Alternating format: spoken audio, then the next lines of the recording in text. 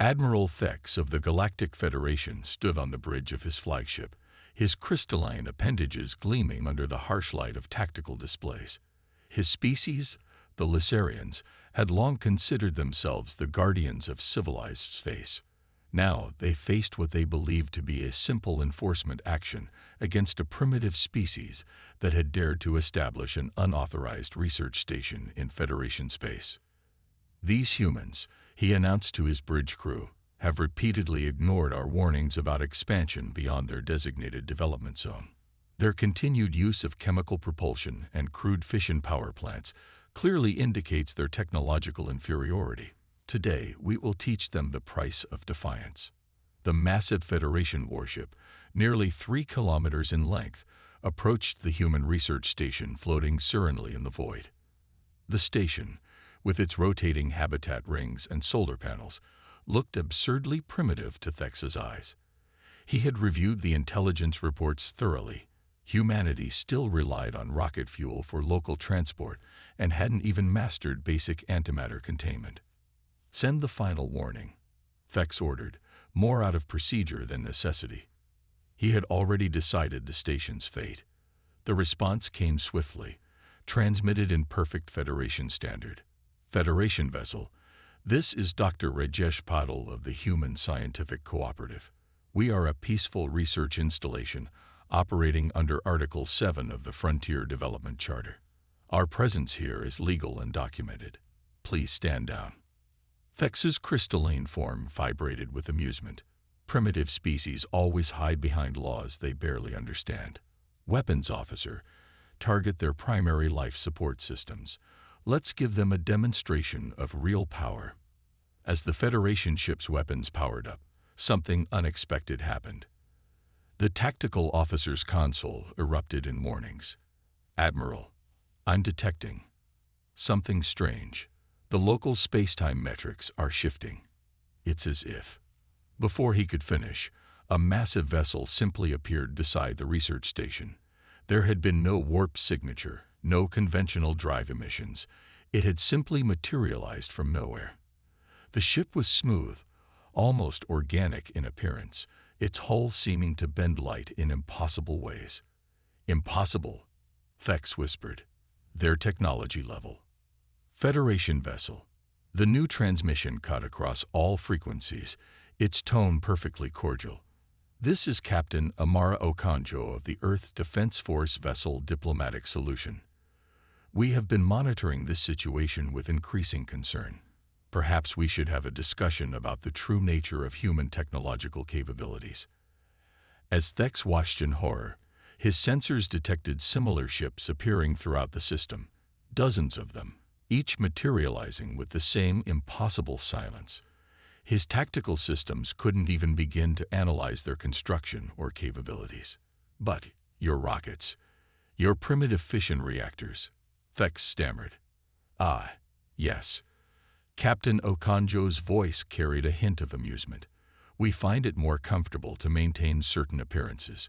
It tends to make our neighbors feel more at ease. Though I must say, attacking a peaceful research station isn't very neighborly behavior." The human ships began to move, not through normal space, but seemingly through the fabric of reality itself. They didn't so much fly as redirect the fundamental nature of space-time around them. "Your vessel's weapons systems have been temporarily disconnected from normal causality," Okonjo continued pleasantly. "We find it helps facilitate more productive discussions when one party isn't tempted to make regrettable decisions. Now, shall we discuss the actual terms of frontier development, or would you prefer a more comprehensive demonstration of human technological capabilities?" Thex's crystalline form trembled as the full implications hit him. Humanity hadn't been primitive at all. They had been holding back, deliberately maintaining a facade of technological simplicity. And now, because of his arrogance, he had forced them to reveal their true nature. We would be happy to discuss terms," Thex managed to say, his pride shattered like crystal. "Excellent choice," Okonjo replied. "We've found that diplomatic solutions are always preferable to conflict.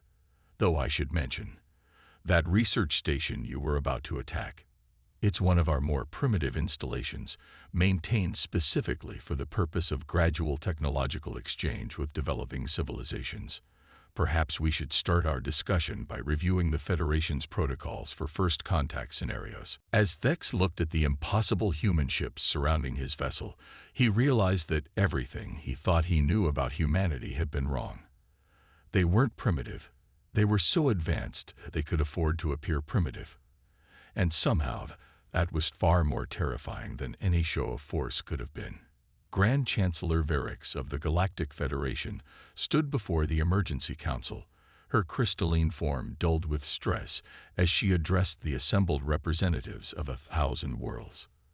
The massive chamber, usually a model of order and protocol, buzzed with nervous energy as information about the human revelation spread. "Distinguished colleagues," she began, her voice resonating through the chamber. "6 hours ago, we received a comprehensive report from Admiral Thex regarding an incident with the human species. What we have learned has fundamentally altered our understanding of galactic civilization." The chamber's holographic displays activated, showing the impossible human ships that had appeared during the confrontation. Ships that defied known physics, that moved through reality as if the laws of nature were merely polite suggestions. "For 3 centuries, we have observed humanity," Verix continued. "We watched them experiment with chemical rockets, saw them struggle with basic fusion power, and classify them as a developing civilization. We were, it seems, watching exactly what they wanted us to see." The displays shifted to show historical recordings of human space development, but now overlaid with new sensor data that revealed what had been hidden. Behind every primitive rocket launch had been layers of quantum manipulation. Their crude solar panels had masked energy collection systems that drew power from the fabric of reality itself. A new figure appeared on the council floor. Ambassador Marcus Singh of Earth, his simple diplomatic robes somehow more intimidating than any advanced technology could be. He had requested this emergency session, and now every eye in the chamber turned to him. "Honorable representatives," Singh began, his voice calm and measured. "For centuries, humanity has pursued a policy we call technological discretion. We discovered early in our development that the most advanced civilizations are often the most subtle. True power rarely needs to be displayed." The displays showed new images, vast networks of quantum structures hidden beneath the visible surface of human space, technological achievements that made the Federation's most advanced theories look like child's play. "Our apparent primitive state was a choice," Singh continued. "We developed our quantum manipulation capabilities long before we mastered fusion power. We could have expanded rapidly, dominated nearby space, showcased our superiority. Instead, we chose restraint. We chose to develop our technology in harmony with our wisdom." A murmur ran through the chamber as the implications sank in. One of the younger representatives, a gaseous being from the nebula worlds, spoke up. "But why? Why maintain this deception?" Singh smiled gently. "Is it deception to avoid frightening your neighbors? We observed how advanced technology often created fear and instability in galactic politics. We saw how younger civilizations were often stunted by the overwhelming presence of superior technologies. So we chose a different path." The displays showed human colonies and installations, but now revealed their true nature. What had appeared to be simple habitats were actually marvels of engineering, using technologies that the Federation's best scientists couldn't even begin to comprehend. "Our research station that Admiral Thex attempted to destroy," Singh continued, "was genuinely dedicated to gradual technological exchange. We believe that natural development is crucial for any civilization. Forcing advanced technology on unprepared societies often leads to disaster." Chancellor Verix's crystalline form shimmered with a mix of emotions. "And now, why reveal yourselves?" "Because you gave us no choice," Singh replied, his tone still diplomatic but carrying an edge of steel. "We can accept being underestimated. We cannot accept threats to peaceful human installations. The Federation's actions demanded a response, but we chose the most moderate one available to us." The chamber erupted in questions about human capabilities, their true technological level, their intentions. Singh raised a hand for quiet, and the mere gesture brought immediate silence, a testament to humanity's new status in galactic politics. "We are not here to dominate or intimidate," he assured them. "Our policy of restraint remains unchanged. What has changed is our ability to maintain the illusion of technological limitations. So now we must forge a new relationship based on truth and mutual respect." The displays showed one final image, a human ship transitioning through what appeared to be a fold in reality itself, making a mockery of conventional space travel. But instead of using this capability for military advantage, the ship was shown delivering aid to a disaster-struck world on the Federation's outer rim. "Humanity stands ready to share some of our advances," Singh concluded. "Not all. Some technologies require centuries of philosophical development to use wisely. But we offer partnership, not dominance. We suggest cooperation, not submission. The choice of how to proceed now rests with the Federation." Chancellor Varix looked around the chamber, seeing the mix of fear, awe, and hope on the faces of the assembled representatives. In a single day, the galaxy's political landscape had shifted dramatically. Yet somehow, the humans had managed to reveal their overwhelming superiority, while still extending a hand in friendship. "Ambassador Singh," she said finally, "I believe the Federation would be most interested in discussing the terms of this new partnership. Though I must ask, are there any other surprises we should be aware of?" Singh's smile remained diplomatic. "Chancellor, humanity's greatest strength has never been our technology. It's our capacity for growth, adaptation, and cooperation. The true surprise isn't what we can do, it's what we choose not to do. Perhaps that's the most important lesson we can share with the galaxy." The Federation's Strategic Command Center buzzed with activity as Admiral Thex faced the consequences of his actions. Now stripped of his command, he stood before a collection of holographic displays, showing the true extent of human technological advancement. Each new revelation made his crystalline form dim further with shame. Commander Lyra Nishimura of Earth's Diplomatic Corps stood nearby, her presence a reminder of how thoroughly he had misread humanity's capabilities. She wasn't wearing any obvious technology, just a simple uniform. Yet sensors indicated she was somehow interfacing directly with the quantum fabric of reality itself. "Let's review the situation," Lyra said, her voice carrying no trace of mockery, despite having every right to it. "Your assessment of human technology was based entirely on our visible infrastructure, correct?" Thex's crystalline appendages drooped. "We observe your chemical rockets, your primitive fusion experiments, your basic shield technology. All evidence suggested. All evidence we deliberately allowed you to see," Lyra corrected gently. "Tell me, Admiral, when you analyze a species' technological level, do you normally ignore energy signatures that your sensors can't explain?" The displays showed historical data from Federation monitoring stations. Countless anomalous readings that had been dismissed as instrument errors or natural phenomena were now revealed as signs of human quantum engineering. Behind every primitive human achievement had been layers of technology so advanced it had been mistaken for background radiation. We thought they were sensor malfunctions," one of the Federation scientists admitted.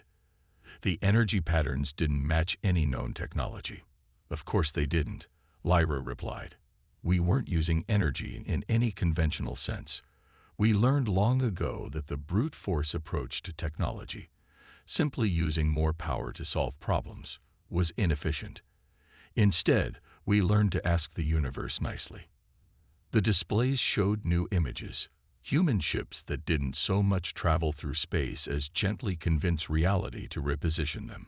Power systems that didn't generate energy, but rather negotiated with quantum fields for temporary loans of probability. Weapons that could have torn apart the fabric of space-time, but were instead used to carefully disable hostile ships without harming their crews. "The research station you threatened," Lyra continued, "was genuinely primitive by our standards. It was designed that way deliberately, staffed by volunteers who agreed to live without access to our more advanced technology, all to help facilitate gradual, natural technological exchange with other species. A new figure entered the command center, Federation High Commissioner Vax, his crystalline form pulsing with the formal patterns of diplomatic authority. Commander Nishimura, your people have shown remarkable restraint. The Federation's actions warranted a far more severe response under galactic law. Violence rarely achieves anything useful, Lyra responded. We could have responded to Admiral Thex's attack with overwhelming force. Instead, we chose to use this incident as an opportunity for genuine diplomatic exchange. The displays shifted to show the current state of human space. What had appeared to be a scattered collection of primitive colonies was revealed as an intricately connected network of quantum-engineered habitats and research centers. Each one had been carefully designed to appear less advanced than it was, all in service of avoiding exactly the kind of fear and instability that their revelation had now caused. Your civilization's approach to advancement is unprecedented, Vax admitted. Most species rush to display their technological achievements, to prove their superiority.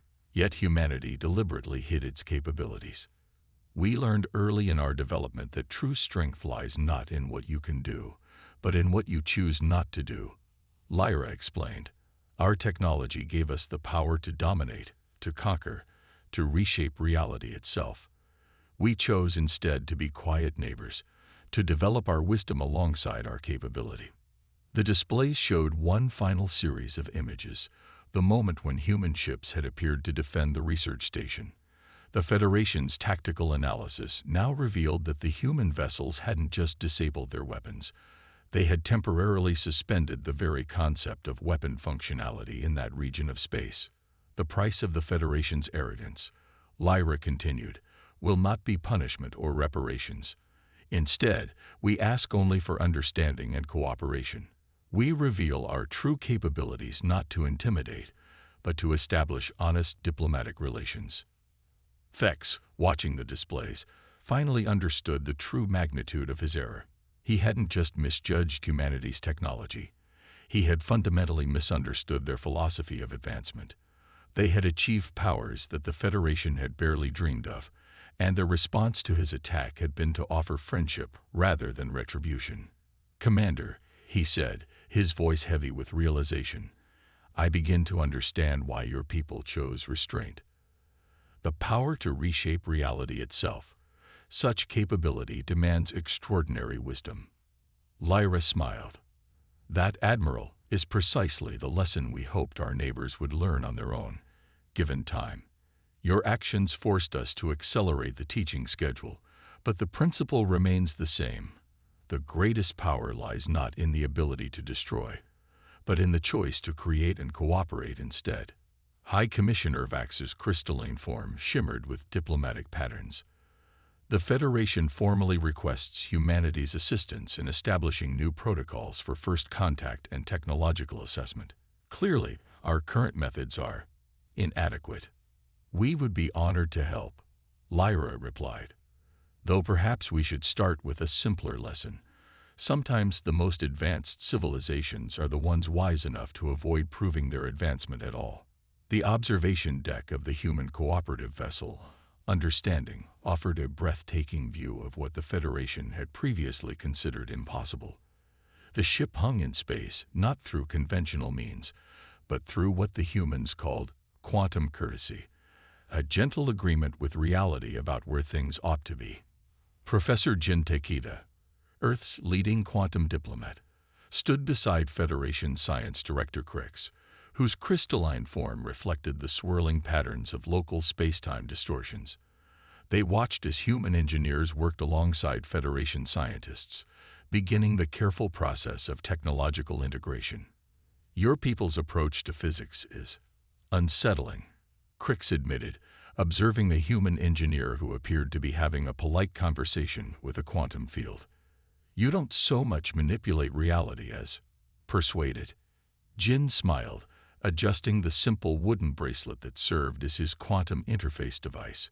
We discovered long ago that the universe responds better to cooperation than coercion. Your civilization's approach, brute forcing your way through space-time. It works, but it's inefficient.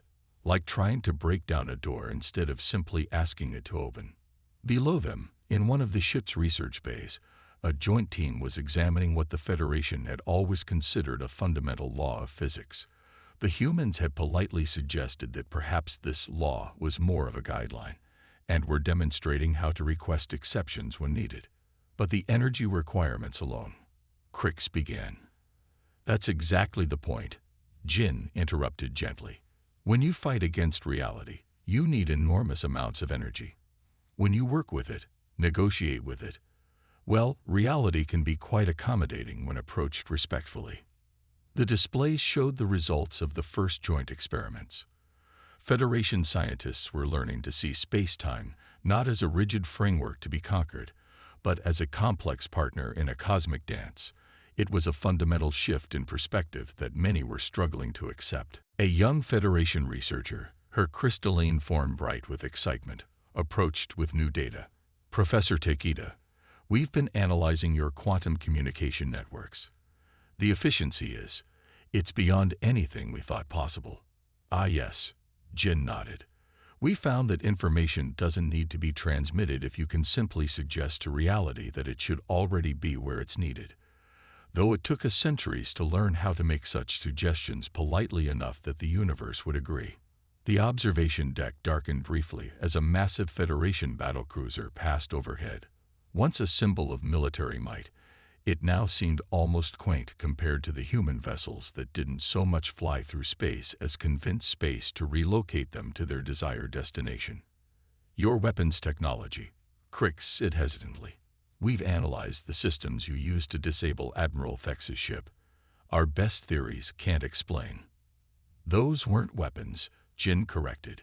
We simply had a brief discussion with local causality about the advisability of weapon functionality in that particular region of space.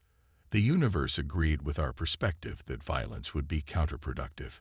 A holographic display activated, showing the progress of various joint projects. Federation worlds were beginning to grasp the basics of quantum diplomacy, learning to see technology not as a tool for domination, but as a means of cosmic cooperation. The hardest part for many species to accept, Jin continued, is that advanced technology isn't about achieving power over the universe. It's about achieving harmony with it. Your civilization has spent millennia trying to conquer reality. We invite you instead to befriend it. Crix's crystalline form pulsed with patterns of deep thought. Yet you hid these capabilities. You maintained that elaborate facade of primitive technology. Why? Imagine, Jin suggested, that you lived in a neighborhood where everyone was still learning to walk. Would it be helpful to demonstrate your ability to fly? Sometimes, the kindest thing a more advanced civilization can do is to walk alongside its neighbors until they're ready to learn other ways of moving. The displays showed new images, human outreach programs being established across Federation space, schools where both species could learn from each other, research centers where different approaches to technology could be explored and integrated. We don't seek to replace your technology, Jin explained, watching a Federation engineer learn to communicate with quantum fields. We seek to help you expand your understanding of what's possible. Your civilization has achieved remarkable things through your approach to science.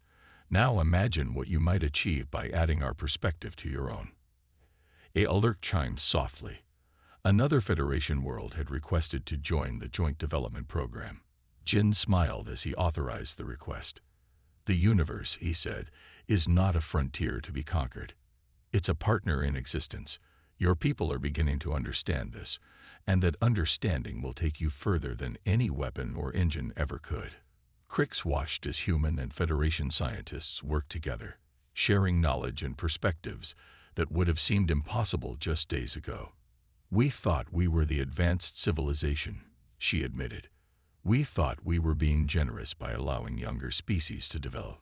But you were so far beyond us that you chose to hide your advancement out of kindness. Not kindness, Jin corrected. Wisdom. The same wisdom we hope to share with you now. After all, The greatest achievement of any advanced civilization isn't the power it wields, but the restraint with which it wields that power. As if to emphasize his point, the understanding shifted slightly, not through any visible means of propulsion, but through what appeared to be a gentle ripple in reality itself. The universe, it seemed, was happy to cooperate with those who took the time to ask nicely. 1 year after humanity's revelation, the Great Hall of Harmony on Earth hosted representatives from across the galaxy. The vast chamber, seemingly built from crystallized starlight, demonstrated humanity's new openness about their capabilities while maintaining their philosophy of elegant restraint. First speaker Raina Patel stood at the central podium, addressing delegates from over 2,000 worlds.